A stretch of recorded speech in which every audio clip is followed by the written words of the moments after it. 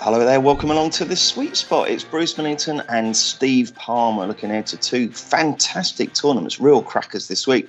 And we'll look back on last week. Steve, how are things? How's tricks? Well, we've been trying to stay serene, haven't we? I mean, I have to be honest, I think HMS Serenity sailed out of port for quite a long spell on Sunday. It was a difficult Sunday. Oh, no. I don't know whether you were following the action, but last week I foolishly said that the Sony Open was as bad as a golf tournament can get. But yeah, the Abu Dhabi Championship was a real tester. Rafael Cabrera Bear was a 110-1 selection. Yeah, between the recording of this and then the publication of this Sweet Spot, Bet365 shunted him out to a dismissive 110-1. So I think they took some action on the perceived draw bias, didn't they? I think it looked like everyone in the afternoon was going to get a bad draw, because I know Morikawa went for he drifted a little, didn't he, as well? Do you know what I think it is? I think it's down to their each way terms, because their each way terms are so poor in comparison to the other firms. Yeah, they're quarter the five. They're steadfast on quarter the five. A lot of firms, the majority of firms going 8 places last week. I think, they shunted a load of players out, a load of outsiders, and Cabrera Bella was one of them. And he gave us a good run for our money. Oh, it was brilliant. Really good. Really one shot off it. I mean, that one was a shot great off effort. it. And a lovely place payout, Steve. It was a really nice place payout, so that was good. Yeah, shaved the hole a few times. But then obviously the winner was a difficult one to take. Our old friend Thomas Peters. TP. I was obviously quite disappointed with that. But we are on him for the DP World Tour rankings at 150-1. That's the saving grace. He's top of the DP World Tour rankings now. That's a Rolex Series event. Rolex Series event he's just won. He's down to 22-1 in that market. So if you'd fancied him that much, you'd have tipped him, Steve, wouldn't you?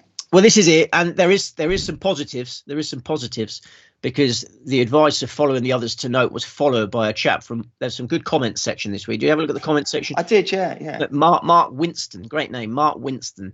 He backed Thomas Peters last week on the strength of the others to note section and did well. And an even better story. Did you see the story from Suzanne Petterson? I assume it's not the Suzanne Petterson. It must be a YouTube stage name for this person, not the Norwegian golfer. She doesn't have an E on the end, does she? That Suzanne. Well, if this is a Suzanne Petterson, then I apologise, Suzanne. I just thought it was a big coincidence to have a golf name there. But this, if you haven't read that comment section, you've got to read it. It's such a heartwarming story, because he or she has backed Hudson Swafford last week to win the American Express on the basis of watching a year-old Sweet Spot here. So this person has Googled in American Express Sweet Spot. The 2021 version has come up. We tipped Hudson Swafford for no way. 150-1. This person's gone online, seen 250-1 Hudson Swafford at £2.50 each way. And you're kidding me! I didn't see that. Oh, that's have a look. Yeah. I was so pleased because both winners annoyed me last week. But then I saw Mark Winston and Suzanne Pedersen, and I felt a lot better about things. Oh, brilliant! Yeah, I don't think you should. Yeah, there's a lot of positives to take out of it, Steve. Honestly, don't worry too much about that. I mean, like I say, if you'd really fancied Peters, you'd have had him in there. He's done you proud on the race to Dubai, so it's all good. It's all good. Yeah. There's a lot of people losing their rag last week, weren't there? John Rahm in America, and our old mate Tyrrell Hatton. I mean, honestly, that little Tyrrell's tirade about the 18th hole. Did you read? We obviously did, didn't you? Yeah, He's laughable, wasn't he? He's going, I might not come back. I hope they drop the bomb on the hole. And I know. It's no good. He said, you flush your drive and you've still got 290 to the pin, mate. Welcome to my world.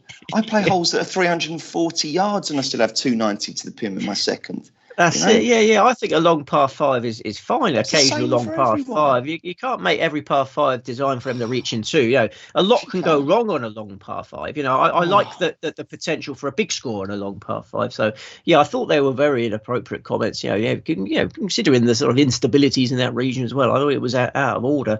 And I enjoyed Yas Links. Did you enjoy Yas Links? Oh, I thought it was a lovely course. Yeah, it's not his fault. It's not their fault. He took a 9, is it? He didn't hit too many shots. Absolutely, yeah. Don't I think it's a good other course. People, Tyrrell. It's a lovely course. They're committed to going back to Yas Links for a few years now, and I think that's right. Yeah, I like seeing the players struggle. And if he doesn't go because he doesn't like the 18th, because it's all a bit too long for him, don't go. Okay. Yeah, that's absolutely fine. There'll still be a great tournament there. No, so you're I thought right. That was pitiful by him. Yeah, and John Rahm as well. You say, that's one of my main reasons for avoiding him this week, actually, is because he seems have started the year really irritable, doesn't he? And angry about everything.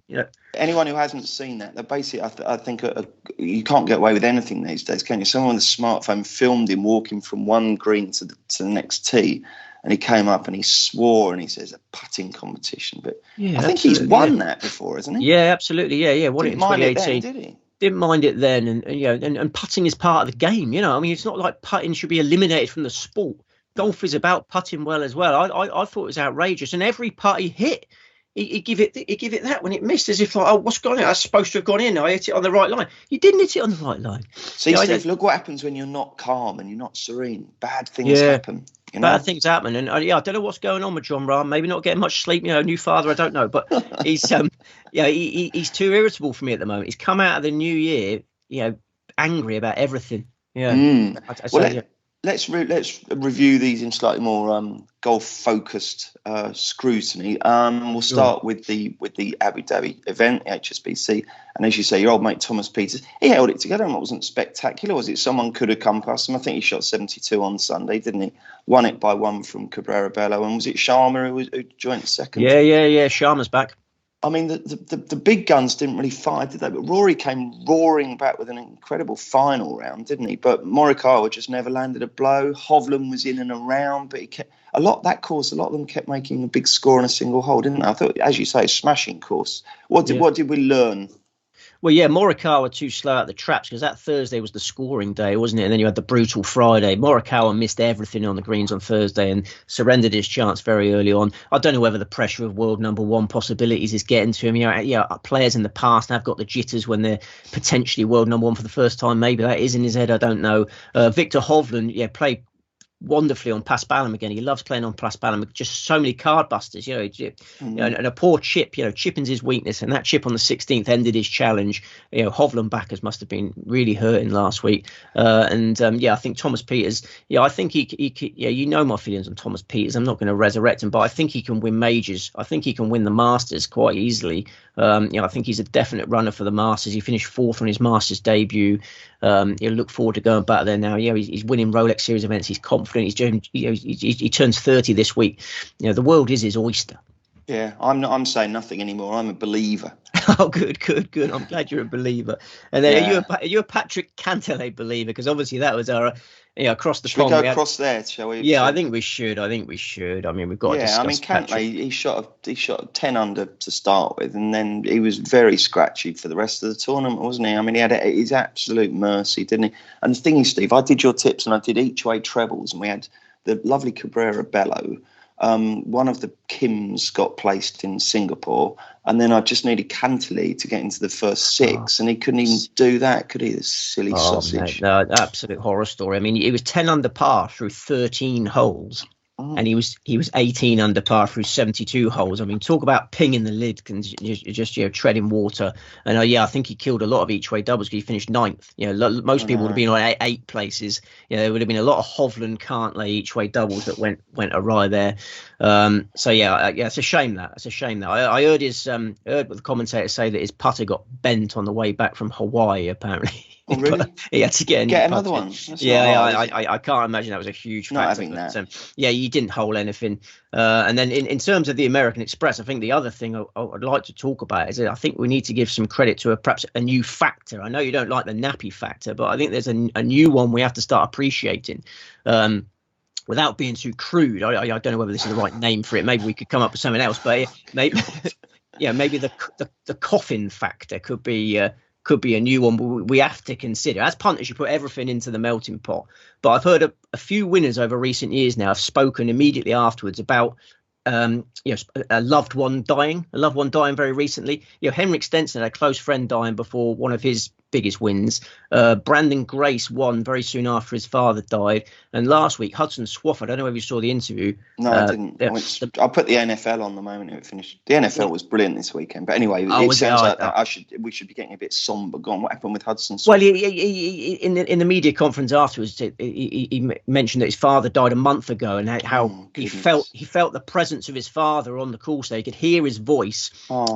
it helped him stay calm, and he said he knew he was going to win. He was almost like he felt like his father was in charge of the tournament. And he felt he was going to win. So yeah, there's too many occasions where I'm hearing this now. It can inspire you in a strange sort of way when you've had a recent passing. So well, it probably takes all those nerves and those jitters out. It just gives you that focus, doesn't it, and that belief, I guess. But that's lovely, isn't it, that happened? Yeah, I was pleased for Hudson. Then I was pleased for Suzanne Petterson, who backed Hudson. So yeah, they tipped him last year for it, and someone watched last year's video by mistake, backed the tips. Oh, that's fantastic, incredible, isn't it? £2.50 each way. Would have won about £800. So good luck to him. And then Singapore Open. We don't really want to talk about that, do we? Well, Casey just never got going, did he? Well, he flopped out the traps, ran on for 16th place, and as you say, Joo-Hun Kim.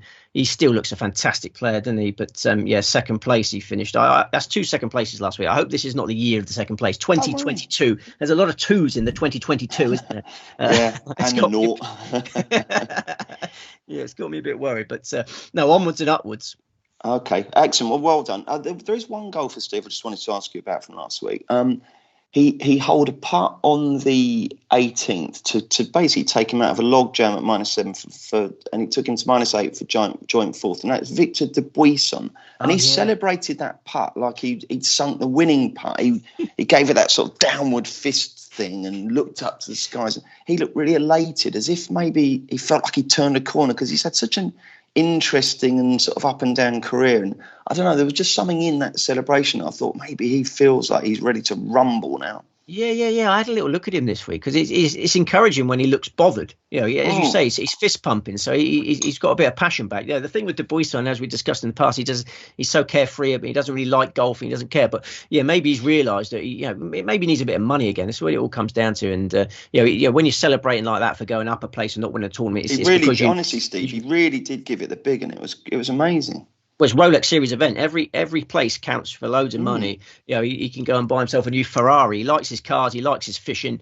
So he's probably just going to purchase something. But he had a local caddy on the bag, didn't he? I noticed. When you're recruiting local caddies, it's not taking it seriously enough for me. I don't. Oh, really? That's what worried me there. I mean, Cabrera Bello, when he held a birdie on the last for essentially second place, gave it the big. And I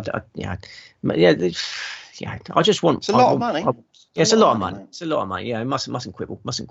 Okay, well, listen, well done. I think you got very close last week. Close but no cigar, but you're on the right lines, aren't you?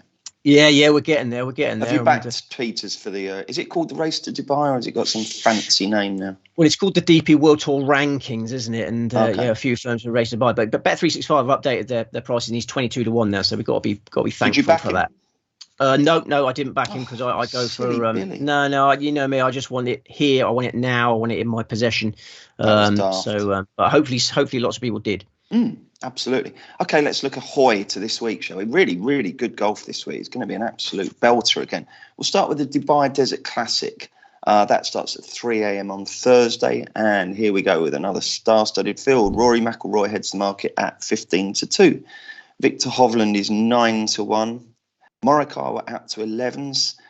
Tyrrell Hatton, if he's dried his eyes enough to be able to see where he's hitting it, he's 16. Sergio Garcia, 22, and it's 25 to 1. Obviously, they are indicative prices only. Shop around, you may get better each way terms and better win odds.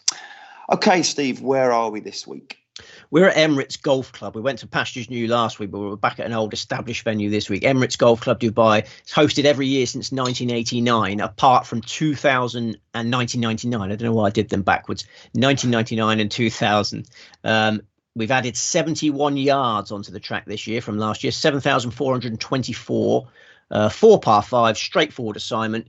Calm mornings, breezy afternoons. The weather's just always the same here.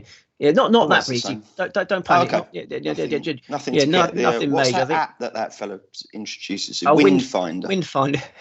I was that fellow. Oh, so it's you, wasn't it? Yeah. No, it's just that someone on Twitter sent me a screenshot of the Windfinder for Abu Dhabi, and it looked like it was going to be very anti-Morikawa. Yeah. Well, so we're not anticipating a draw bias, no? No. 17 mile an hour at maximum. I think what sort of player does well here?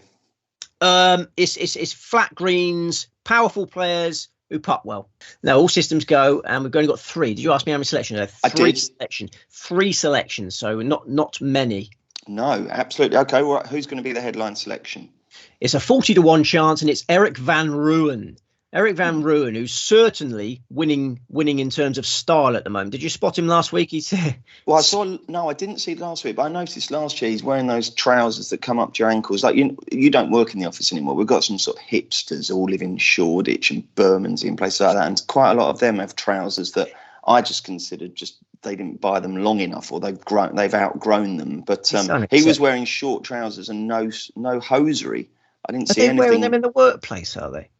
I don't agree with that in the workplace. I mean, they should be sacked. Oh no, it's a shambles these days. They turn up in anything, but they're great workers, so who cares? Doesn't matter what you wear. Right, no. What was Eric Van Rooyen sporting last week? Well, he was sporting a majestic moustache. Amazing sort of. I don't know what. Yeah, I wouldn't call it a handlebar, but it was getting on. Yes, a really impressive moustache. Try and look out for it. It's probably some photos on the internet. So. I just don't like moustaches. I just can't have them in any way, shape, or form. I'm sorry. I've never seen a bloke who looks better with a moustache. Oh, really? Yeah, I think they're mad. So I used to watch as a kid Magnum PI. Do you remember watching it? Yes, yeah, absolutely. He looked good. Oh, with absolutely, it. Yeah. But he wears it well, does Van Rooyen. And he's walking with a swagger now. He's a PGA Tour champion. It's easy to forget that, but he won the Barracuda Championship in August, so he's well established. It's easy to forget anything if you mean that. You'd probably win a PGA Tour event and forget, but he's a champion on both sides of the Atlantic now, and he had a great run in the FedEx Cup playoffs. He went all the way to the Tour Championship. He was 7th in the first playoff event. He was 5th in the second playoff event. So his bank balance is bulging. He had a month and a half off over Christmas, probably counting his money. And then he's come back and he's already played 3 events. There's not many players who have already got 3 competitive spins under their belt this year. But he has 25th on his Kapalua debut, decent effort, 20th in the Sony Open, where he closed with a 64, jetted over to Abu Dhabi and finished 12th last week. So he's getting better every week. He's getting sharper every week and potentially peaking for the Dubai Desert Classic. A lot of players still rusty. A lot of players still getting used to new equipment. Rory McIlroy mentioned last week, new free iron in the bag. Cost him a few shots. Van Rooyen has had 12 competitive rounds in good company. And I think the Emirates Club sets up well for him. As we discussed, what a powerhouse who putts well. He's your man. And we know he can perform in the desert. He was 2nd in the 2019 Qatar Masters. He was 3rd in the Challenge Tour Grand Final in 2017, which is in Oman. He's only had a couple of spins at the Emirates, but he's never arrived there in as good a nick as he is in now. I think we agreed last year, didn't we, that Van Rooyen is a beefcake, didn't we? Oh, I think he is. He's a beefcake. No, he's one for the ladies. I mean, he likes. He had his top off during lockdown playing guitar and stuff, and he was hoeing in the gardens. That was called hoeing when you're moving sifting the top layer of soil around. Yeah, he was doing something like that with his top. Yeah, he likes getting his top off. And so on Twitter he posted a video, or Instagram, a video of him hoeing with his top off. Yeah, I don't know why that's in my memory. I don't know why he tweeted it, but yeah, he was doing something of interest. I'm just looking for punting clues. I just sort of had a quick look at him and said, yeah, he looks muscular. Did you do a hoe analysis like they do a swing analysis? Was his grip okay, and the angle between the left upper forearm okay? He looked fighting fit. So I'll check that out. He is a strong man. Sorry, this has gone down a strange No, not necessarily. It could be crucial information. Right, so Eric Van Rooyen at 40-1 is the headline selection. Then who else have we got, Steve? I'm going to go with Dean Burmester. Another powerful South African. Hits his ball a mile, but he has these spells of fantastic putting. He's one of the best putters on the circuit on his day. So he's got all the tools to destroy the Emirates. He finished 3rd in this tournament in 2020. And he's got 3 top 6 finishes to his name in the other Dubai event, the DP World Tour Championship. That's a high-class event. He always seems to do well there. He's already won twice on the European Tour. I could easily see a hat-trick on Sunday. Finished last year really strongly. He won a Sunshine Tour event in November. Then he finished 4th in the South African Open in December. Last week, first start of the year, closed with a 69 for 25th place. Okay, back the box this week. That's the advice from Steve. Back the box. And the 3rd selection. 3rd and final is Rasmus Højgaard. I like both of the Højgaard brothers for this. Slightly prefer Rasmus to Nikolai. Rasmus has made the better start to the year. He closed with a 69 for 20th place in Abu Dhabi. Still only 20 years of age. 3-time European Tour champion. He finished 9th in last year's Dubai Desert Classic. He followed that up with 6th place in the Saudi International. So he's quickly got used to desert golf, seems to like it. Clearly good enough to win this, yet, an offer at juicy prices. I don't understand why the Hogarths are not getting the respect they deserve. I think they're superstars. I think they're going places. I think they'll win prolifically on this circuit before moving on to bigger and better things. Okay, let's hope Suzanne Petterson backs the right one. Okay, it'd be just his or her luck, wouldn't it, to back the wrong one, and then they win based on last week's incredible story. Yeah. Well, the others to note section will be there for Winston and co. Okay, fair enough. Right then. So Rory obviously heads the market. Hovland and Morikawa also there. Those three dominate. If you were going to back one of those three, who would it be? It'd be McIlroy out of those three, yeah, because his Emirates record is fantastic. Twice a winner there, finished strongly last week. Just the comments about his equipment concern me a bit. He's got a new 3-wood and a new 3-iron, and he hit some destructive shots with them last week. So do they use many 3-irons? How many 3-irons would a golfer hit during a week? 2? It's a bloody good question. Yeah, wouldn't be many, would it? No, that's true. But yeah, he was on his way to setting a clubhouse target that would have been competitive last week, and then he hit some horror shots down the stretch. So I don't think Rory is quite worth risking at the price. Okay. But of those three, he's definitely the one. Okay. Now, the most important thing to say about the Farmers Insurance, Steve, the American tournament, obviously, is that it doesn't start on Thursday, does it? So let's sound the be careful with your betting times klaxon. Yes. We should sound that. 5 p.m. Wednesday. Wednesday can't be start 5 p.m. Can it? 5 p.m. Wednesday, yeah. We're on the west. We're on the west coast. Yeah, but even if it's 5 p.m. is 9 a.m. in California. Yeah. Two course event. Oh, okay. I think it is 5 p.m. Okay, mate, fine. I tried to besmirch you there by saying that's all right. Research. And then the reason for the Wednesday start is your beloved gridiron. The gridiron on Sunday. Is it the Super Bowl or something? No, it's the semi-finals. It's the championship games. Yes. Oh, there you go. So the PGA Tour very sensibly doesn't want to come up against that. When I went to the Super Bowl, if I might drop that one in 2005, it was the final round of the Phoenix Open on the Sunday, and I remember watching it live before we got the helicopter to Jacksonville from our luxury beachside mansion, and I remember just thinking how weird it was watching like Phil Mickelson in real time at 10 a.m. in the final round of a tournament. It's extraordinary. Now, do you like NFL, Steve? No. When I remember when I was 10 years old and I was being bullied in Australia at school in Australia, the one thing that got me a little bit of respect from the aggressors was I had a Chicago Bears rucksack. So I was into it when I was 10, and I'll never forget saying, look, I've got a Chicago Bears rucksack, and got a bit of respite there because they were well impressed with that. But after that, I sort of drifted away from the game. That was the fridge, William Perry. Yeah, absolutely. Yeah. Honestly, I mean, the quarterfinals, so to speak, last weekend, they all went down to the last thing. I mean, the game on the final game, the Chiefs versus the Bills, one of the greatest sporting events I've ever seen. Honestly, if you just watch the last 5 minutes, obviously the last 5 minutes takes about an hour, but it was absolutely astonishing. It really was. Yeah, I'm sorry, I don't quite get into that. I haven't got enough room in my life for it. I mean, there's a flag on the play and all that. Yeah, I get that. I can't. On a Sunday night, though, happiness for me is just sitting in front of the telly, flicking between the NFL and the golf. They're both sort of stop-start affairs with quite a lot of ad breaks, so you can just alternate, Yeah, but I must say, Steve, I'm still slightly sort of traumatised by.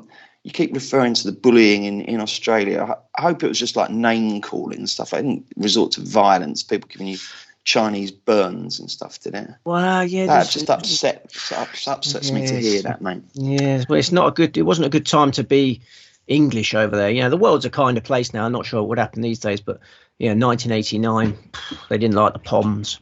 Anyway. Really? Yeah, don't get me started. Yeah. Okay, mate. Okay, right then. Farmers Insurance Open. Let's get the latest betting. 15-2, Big Johnny Rahm. 14-1, Justin Thomas. 20-1, Bryson DeChambeau and Xander Schauffele. 22, Hideki Matsuyama. 25-1, Dustin Johnson is back. He's 25, and so are various others. A really, really good field. Very deep field, this, Steve, isn't it? So we're at an iconic venue, one of the best golf courses in the world. Tell us all about it. Well, we had two-course event as discussed. Torrey Pines South and Torrey Pines North. San Diego, California, IA. The South is 7,765 yards. The longest course used for a PGA Tour event that's not a major. The North is 7,258 yards, both past 72. The South usually plays about 2 shots harder than the North. The South has hosted 2 US Opens, 2008. The greatest major in history, won by Tiger Woods on a broken leg, and then 2021 won by John Rahm on a fully functioning leg, 2 fully functioning legs. Two amazing US Opens have been staged at this course. We're going to have calm and relatively cool conditions throughout this. I reckon about 15 under par will win. It's the course, isn't it, where they often intersperse the action with shots of just name the things they show. They'll show people paragliding. Yeah, you'll probably get a whale, won't you, swimming near the surface. And you get a marine layer.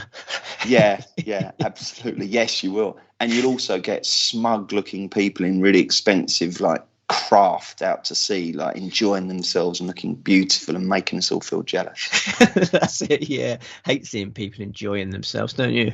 No, I don't. But I just I don't know. I'm sitting there on a Sunday night, freezing in England, and there they are in San Diego, sunning themselves and drinking champagne. But anyway, true. We must add actually about that marine layer. If anyone's panicking, they've just tuned into this and it's 5 p.m. on Wednesday and they're thinking, oh no, I've blown it.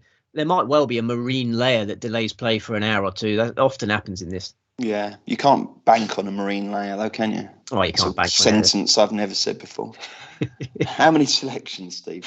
We got 5. This is a really hard tournament to whittle it down. 5 used to be standard fare. Now you've been very sparing these days. I don't quite know why, but 5. Right then, who's the headline selection? And the headline selection is a player I've not backed that often, but I have to back him for this. It's Tony Finau, or Tony Finau, however you want to say it. Tony Finau. You said both of them exactly the same there. Oh, did I? You said Tony Finau or Tony Finau, however you want to say it. So we'll go with Finau for now. I just encourage people to go with whatever feels good for them. You've got to be backing big hitters this week. Yeah, the honours board at Torrey Pines speaks volumes about how crucial it is to hit the ball a long way. The statistics annually back that up. Torrey Pines South, as I say, the longest course on the PGA Tour outside of the majors. Tony Finau loves it there. He was 24th on his Farmers debut in 2015, and that's his worst performance there. Since then, his form figures are 18-4, 6-13, 6-2. Tied for second place last year. This time, crucially, he tees up as a 2-time PGA Tour champion for the first time in the Farmers. It was a huge monkey off the bat there. Again, there's a big gap between win number 1 and win number 2, and it's not like win number 2 was a rubbish event. It was a win number 1 wasn't it? Win number 1 was the Puerto Rico Open, the Puerto Rico Open, the Puerto Rico Open, however you want to say that. But this was a FedEx Cup playoff event, the Northern Trust, where he saw off John Rahm and then he beat Cameron Smith in a playoff. So confidence has never been higher for Finau. Tee to green, he should make merry this week. If he holds a few putts, he could be lifting the trophy on Sunday. He got better as the week wore on in the Century Tournament of Champions. He closed with a 65 at Kapalua. Same story in the American Express last week. Slow start, strong finish. I think he'll get out the traps a bit quicker at Torrey Pines. And it's also worth noting that his one win on what is now the Corn Ferry Tour was in California. Okay, excellent. And again, if you've never read it, I urge you to go onto Google and just read the Tony Finau life story. It's absolutely incredible. Born into poverty, had absolutely no practice facilities. I think his dad used to set up this kind of sort of makeshift driving range in the backyard with an old mattress or something, and him and his brother used to just pelt balls into that. They were absolutely potless, and now he's a multi-millionaire. He's a tour champion, and he's happy as Larry. So give his mum some credit as well. I mean, she was massive driving force and in encouraging him to become a professional golfer. Because it's a big leap, isn't it? You think of a poor family, a big leap of faith to say, go on then, go for it. And she did that, and she tragically died at the age of 47. So he's doing a lot of this. He's doing a lot of this for his mum. And while we're on the subject of death, there's been a lot of death in this podcast, I'm afraid, but it's one of the harsh realities of life. the Coffin Factor might be in play as well. A month ago, Tony Finau's father-in-law died. Oh my goodness. Oh. Okay. Well, anyway, he's a smiley kind of character, so let's hope he's wearing that nice big grin on Sunday evening as the winner of the Farmers Insurance. Is Farmers Insurance a company run by like Brad Farmer, or is it an insurance company specifically for farmers? I think if it was an insurance company specifically for farmers, they surely wouldn't have enough money to host a sponsor a PGA Tour event. I suppose there are a lot of farmers. No, I haven't looked into it. Well, while you're telling us about your second selection, I might just research. Yeah, look into that. Farmers Insurance. Genuinely interested in that. Okay, mate. Really. Right. So who's the second selection? You can be as verbose as you like here. The next best is an old friend of the podcast, Sam Burns. Driving the ball, extremely important this week. Strong ball striking is the key to success. And a feature of Burns' rise into what is now the higher echelons of the world rankings has been rock solid driving. He's been so tight from tee to green. He won the Sanderson Farms Championship in October, despite putting really poorly. He's played 5 events since the Sanderson Farms. He's finished in the top 20 in all of them. He was 5th in the CJ Cup, 3rd in the Hero World Challenge. Sam Burns oozing form and confidence, and the Century was an ideal pipe opener for him. Tournament of Champions debut, of course, because he didn't become a PGA Tour champion until May last year. So understandably slow start at Kapalua, 72. Followed it up with a 64, a 68 and a 69. Christmas Rust eliminated. And he's ready to rumble at Torrey Pines, where he was 3rd going into the final round last year. As a maiden, remember, and dropped away, understandably finished 18th. If he gets in contention this time, I think he'll stick around. Okay, I have no idea even who you tipped because I was researching Farmers Insurance. Who was it? It was Sam Burns, but Burns. Is it for farmers? No, it's not. It's a standard insurance company, home, motor. It's like, Admiral or Go Compare, basically. So, yeah. They just think farmers is an attractive name. It's just called Farmers, yeah. I suppose everyone likes farmers, don't they? Yeah, they do. Yeah, I wonder if the marketing, like Go Compare have the big fat fella, don't they? And yes, and who's the one with the meerkat? So I wonder if the Farmers Insurance ad campaign has like a sort of jolly farmer, with maybe a piece of corn sticking out of his mouth or something, just advising you to be insured with farmers. Yeah. It would definitely lure me in. I love farmers. There's a young farmer not far from my house. Obviously, I live sort of farm territory, don't I? And there's a young farmer there. He always waves at me and smiles at me. And like, because during lockdown, when you couldn't really do anything. Is this when you're walking up to the pylon? It's the other way, actually. Absolutely gutted, tears streaming down your face. And you've got this farmer. Hello, mate. How are you? He's really happy. I think that's a job that does make you happy, doesn't it? Being outside all the time and playing with the animals, but he's a really jolly farmer. And during lockdown, when you couldn't do anything but go for a walk, this is a 5-minute walk that way. I used to take my daughter up there, and we used to go and look at lambs and cows and whatnot. Every time he'd come and have a chat and say hello, and he was definitely the farmer himself, not like a farm hand. Oh no, he was the man. He was the man. He was ushering the cows this way and that, and he'd say, there's some over there if you want to go over there. There's no way. There's a horse over there. Yeah, I don't know why I'm talking about this, but I've just got a real positive association with farmers. I know I said everyone likes farmers. That's probably not true, is it? Your vegans might not agree with that. I watch a fair bit of Country File, and they're always moaning about their lot. How EU subsidies have fallen, and you're getting imported barley from Romania now, and it's cutting the price down. I don't know. I have a slightly different perception, but you're out there. You're in a more rural location to me, so I suppose you've got more real-time experience, haven't you? He might be the exception to the rule, but I think it's a tough game. Yeah, I think you're right. There are some problems for the farming community. But I'm glad you've got a jolly farmer next to you. That's great news. Yeah. I throw my support behind him. I love eating beef. I'm going to eat beef to the day I die. Fair enough. Okay. So we've got, I've completely forgotten. We've got Tony Finau, we've got Sam Burns, and we've got 3 other tips. We've got 3 others. Another old friend of the podcast who I think will win, almost certainly win at some point, is Will Zalatoris, who's still a PGA Tour maiden, incredibly, even though he's Rookie of the Year, wherever he was. And we backed him for this last year, and he finished 7th. And I think this is the perfect event to be backing Will Zalatoris. He's a Californian. He said how much he loves putting on Poana greens, Torrey Pines South Poana greens.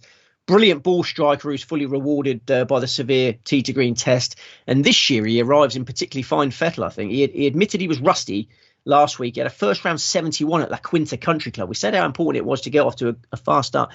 When you're playing La Quinta, the easiest of the 3 courses, he shot a 71 there. The next day, he shot 61 at the Nicholas tournament course. So, immediately got the rust out of his system, and then boom, boom, boom, finished with 7 birdies in that round. He ended the tournament in 6th place, and he's been waxing lyrical about his new driver. In the off season, he started experimenting with a longer shaft in his driver.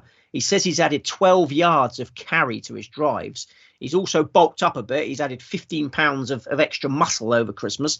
And he was the 5th longest driver last week in the American Express. So power, a really important weapon at Torrey Pines. Will Zalatoris surely goes well.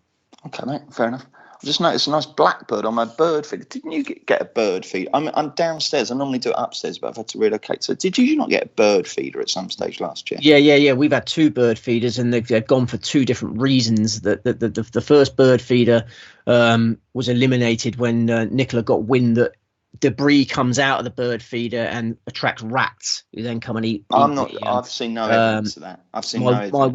My wife has a phobia of rats, like quite a serious phobia of rats.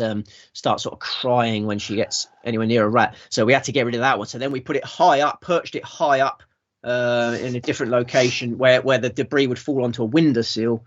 And then strong winds blew it off and smashed it to pieces. So yeah, we're trying to feed the birds, but we're not having much luck. Oh my goodness! I'm sure if a rat wants to come into your garden, it'll do so for reasons other than debris from, I don't know, peanut husks or something. Yeah, I don't mind rats, but yeah, the wife's got a real. I like hedgehogs. You like hedgehogs? Oh God, yeah, but they're really declining, aren't they? There's only 1 million left. Really? In the whole world? No, in Britain. 1 million left in. Now, that sounds like quite a few, but... No. You'd expect more than that. How many pandas are left? The pandas are doing okay. I read in the Times on New Year's Day, they did a good news roundup from 2021. I thought, this is fantastic. And every single excerpt was brilliant. And one of them was that the panda is no longer an endangered species in China. All those years of worrying, watching Blue Peter and getting all down about the pandas. Yeah. They're fine. They've been mating, have they? Sorry, this is big news, because I've been telling my daughter that the panda is going to become extinct. Is that not true? No, apparently not. Apparently they're back, so that's all good news. Right then. Fantastic. 4th selection. Mark Leishman. We've already been on him for the Sony. Didn't do a lot wrong. Very, very, very cold putter. Which was disappointing, but he's a former Farmers Insurance Open champion. He repelled John Rahm to win this in 2020, and that win had been coming because Leishman's been a leaderboard regular at Torrey Pines for years. He was 2nd in 2010, beaten by just a shot. He's been impressive for about 4 months as Leishman. He was 4th in the Fortinet Championships in September. That's another California event. He was 3rd in the Shriners, played all right in the Hawaii swing, but they would have sharpened him up for this one, which is one of his favourite events. And what price is he roughly, Steve? 35 to 1. The early 40s has gone, and the final one is 100 to 1. A compatriot of Leishman's, Cam Davis. Another player I've liked for a long time. We had an Aussie winner of the first PGA Tour event of the year. I think there's a fair chance of another one this week. I mean, this is a good field. The market is stacked with quality at the top. There's lots of good options at the top. But I think Cam Davis, it won't be long before he is, becomes a market principal. He's full of talent. He's got one of the best swings on the circuit. Our mate Craig Perks, we love Craig Perks. He says, you ask him who's got the best swing on the circuit, he says Cameron Davis. I can see why. It's beautiful. It's effortless power. He got his first victory of his career on the PGA Tour last year in the Rocket Mortgage, and he came close in the American Express last year. Finished 3rd last year in a California event. So he's played 4 Farmers Insurance Opens, made the cut every time. I think he's good enough to win it now. Fantastic. Quite encouraged by what I saw on the Hawaii swing from Davis. Okay, matey. We better have a little chat about John Rahm and his chances. 15 to 2. Was that a price that got you thinking? I think it's fair, but not attractive. I mean, his course history here is obviously amazing. His maiden PGA Tour title came in 2017. He won the US Open there last year. He's got lots of magical memories around here. But I don't like the way he's conducting himself. I think he's come out a little bit irritable this year, and I can avoid him at those prices. All right then, let's recap. Dubai Desert Classic, 3 selections: Eric Van Rooyen, Dean Burmester, Rasmus Højgaard, and the 5 in the Farmers. Tony Finau, Sam Burns, Will Zalatoris, Mark Leishman and Cam Davis. And don't forget the Farmers starts on Wednesday. Don't disappoint, okay? Don't disappoint yourself by being a day late. Don't dither. Okay, Steve? Yeah, exactly. Don't dither. Don't dilly-dally. Right then, what else have you got between now and next Tuesday when we convene again? Well, I'm hoping to attend a football fixture tonight if I finish working time. Weymouth versus Dagenham and Redbridge tonight. Weymouth have got a new manager in place. You may have heard of him. David Oldfield. He used to play for Man City. Absolutely, he scored 2 goals in the Manchester derby once. Yeah. So, he'd be knocking on now, David Oldfield. Was he Australian? Yeah, born in Perth. Yeah. You can have a chat with him. Perhaps he bullied you. No, he might have been one of the bullies. No, he's 15 years older than me. No, it wasn't him. No. I'm fully behind. I'm him. I'm a member of Oldfield's army. I really like his comments. He got a brilliant away draw at Boreham Wood on Saturday. Lovely. Yeah, we're 8 points off the safety places. I went to a non-league game on Saturday. I went to Margate versus Corinthian Casuals. I've got a friend who's a Corinthian Casuals fan, and I was down that neck of the woods, and yeah, we went to Margate Corinthian Casuals. It was excellent. Really enjoyed it. Non-league football's where it's at. It's brilliant. It is, honestly, Steve. It was £12 to get in. You can walk all around the ground, go to any vantage point. You can get a beer, food, stand there, have your beer while the game's on. You haven't got to worry about your VAR. You ain't got to worry about your VAR. Don't. Yeah, that's the key. That's the key. That's why I love non-league football more than anything else now, because you ain't got VAR ruining your matches. Honestly, I mean, I'll give a rare tip on the sweet spot. If you've never been to a non-league game, go and you'll think to yourself, yeah, this is a new dimension in watching football. Absolutely great. Salt of the earth characters. And decent quality as well. I enjoyed it no end. And so if a goal scored, you can celebrate it. Before exactly. Because you haven't got to worry about cameras now. I hate VAR. I probably hate it as much as you do. Talk to me about VAR, about that abomination at Selhurst on Sunday. It was appalling. Oh yeah. So yeah, David Oldfield, new manager, and hopefully you can keep us up. Big Marvellous. Challenge, but we're all behind you, David. We're all behind you. Brilliant. We're all behind you this week, Steve. Good luck with your selections. We're back next Tuesday to look at the AT&T Pebble Beach Pro-Am and the Ras Al Khaimah Championship. Bet responsibly, hopefully back a winner or two. Join us next Tuesday for another Sweet Spot.